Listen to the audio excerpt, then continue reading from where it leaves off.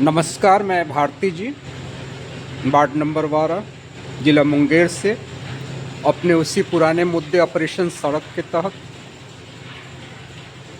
एक बार फिर आपको वार्ड के सर्वे के हिसाब से मैं इसे समाचार कहूँ।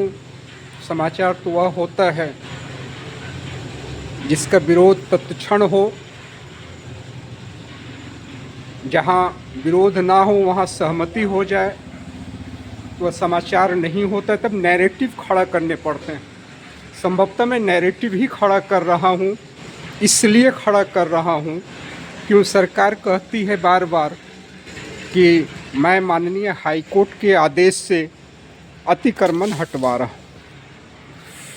मैं उसी सरकार के सामने पुनः यह बात रखना चाहता हूँ कि जब माननीय हाईकोर्ट के डिवीज़न बेंच का आदेश है कि पीसीसी सड़क जहाँ बनी हुई है वहाँ पर दोबारा नहीं बनना है, तो ऐसा कौन सा वजह है कि 2014 के बाद बने हुए पीसीसी रोड पर बार बार ढलाई करके रोड को ऊंचा क्यों किया जा सकता है?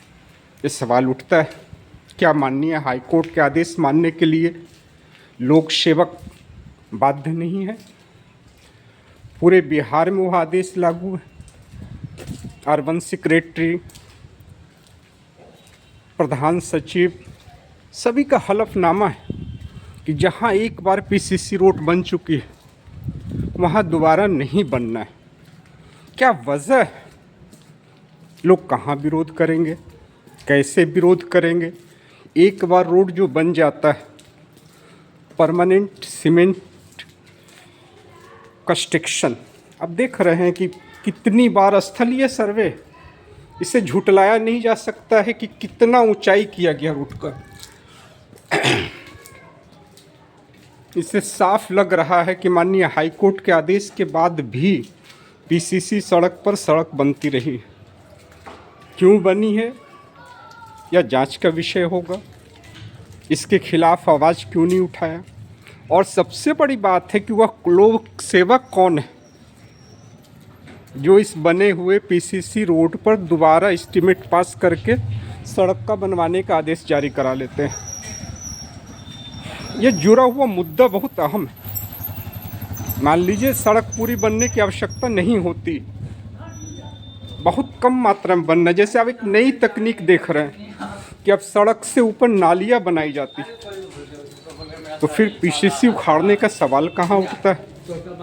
इन तमाम मुद्दों के बाद देख रहे हैं कि जहाँ भी शहर में देख रहा हूँ, हाईकोर्ट ने अपने 2010 के आदेश के बाद ही 2014 में भी यह आदेश जारी किया था कि एक बार जिस सड़क पर पीसीसी बना है उसको हटाए बिना नहीं बनाना है। बावजूद यह हाइट बता रहा है कि कितनी बार बना होगा।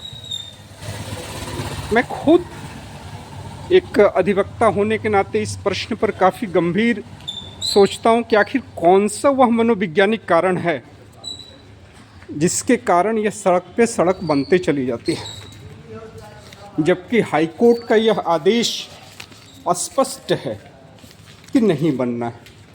अब एक नई तकनीक ईजाद कर ली गई और वह तकनीक है कि नाली को ऊपर किया गया है। जब नाली ऊपर हुई है तब फिर पीसीसी हटाने का प्रश्न ही नहीं उठता है। किस तकनीक का इस्तेमाल हो रहा है? क्या गंभीर विषय है। लोगों की संवेदना मर गई। हमारे शहर में ऐसा कोई जगह नहीं है जो सड़क और दरवाजे बराबर नहीं हुई। देख सकते हैं, कोई भी व्यक्ति अगर घर बनाता है तो उसके घर के दरवाजे से 2 से 3 फीट नीचे किया जो है रोड होता है।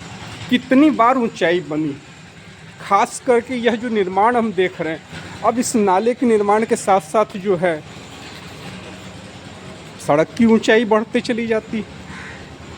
बहुत सारे महत्वपूर्ण बात है। PIL दर्ज हो चुका है, बावजूद लोग कहते हैं आदेश में है कि माननीय डिस्ट्रिक्ट मजिस्ट्रेट का ऑर्डर, अगर इस आदेश का हवाला दे करके आप लिखते हैं तो तत्क्षण जिला पदाधिकारी को कार्रवाई करना है। खास करके मैं इस स्थलीय सर्वे करने के पीछे एक वजह यह है कि मेरे वार्ड नंबर 11 कटघर में जो रोड बना है, यह दूसरी बार जिस रोड पर मैं चल रहा हूँ यह दूसरी बार है, और यह जो रोड बना है यह तीसरी बार जो कटघर में। इसमें काफ़ी तकनीक का इस्तेमाल हुआ। पहली दूसरी बार बनाने में ठेकेदार ने यहाँ पर ईंट बिछाया, क्योंकि यहाँ से पानी की निकासी करना है। तीसरी बार ऊंचाई करने के पहले उसने क्या किया, पुल को ऊंचा कर दिया, ताकि तीसरी बार रोड बिना पीसीसी तोड़े हटाए किए जाना है। मैंने लिखित आवेदन आज से नहीं 2009 से देते रहा, बावजूद इस पर कोई एक्शन नहीं होता है। तो एक अधिवक्ता के नाते यह सवाल तो उठता है कि आखिर माननीय हाईकोर्ट के आदेश को मानने के लिए लोक सेवक या संवेदक बाध्य क्यों नहीं है। पहले आप इस वीडियो का स्थल सर्वे देख लेंगे, फिर मैं माननीय हाईकोर्ट के जजमेंट को आप लोग के समक्ष पढ़ूंगा। यदि किसी बिहार में किसी जगह अगर इस तरह रोड ऊंचा हो रहा है, तो एक नागरिक होने के नाते एक अनुरोध है आपसे कि आप एक पत्र कम से कम जिला पदाधिकारी के नाम से इस रिट पिटीशन का हवाला दे करके ज़रूर लिखें। माननीय हाईकोर्ट ने काफ़ी संवेदनशील बात कहा है जब सरकार अपनी बात पक्ष में रख रही थी कि ये रोड का ऊंचा करने से किसी नागरिक को कोई दिक्कत नहीं। माननीय हाईकोर्ट ने कहा कि यह बात सिर्फ रोड की ऊंचा करने से नहीं जुड़ा हुआ है, यह बात प्रकृति के साथ भी जुड़ा हुआ है। यह रिसाइकिल मेथड को अफेक्टेड करता है, hot and cold recycled method. यह बार बार अगर रोड को इस तरह से आप ऊंचा करते हैं तो यह रिसाइकिल मेथड को ऊंचा करता है। दूसरी बात है परमानेंट कंक्रीट कंस्ट्रक्शन। जब एक बार कोई रोड बन चुका है तो दोबारा उस रोड पर एस्टीमेट कैसे बन जाता है।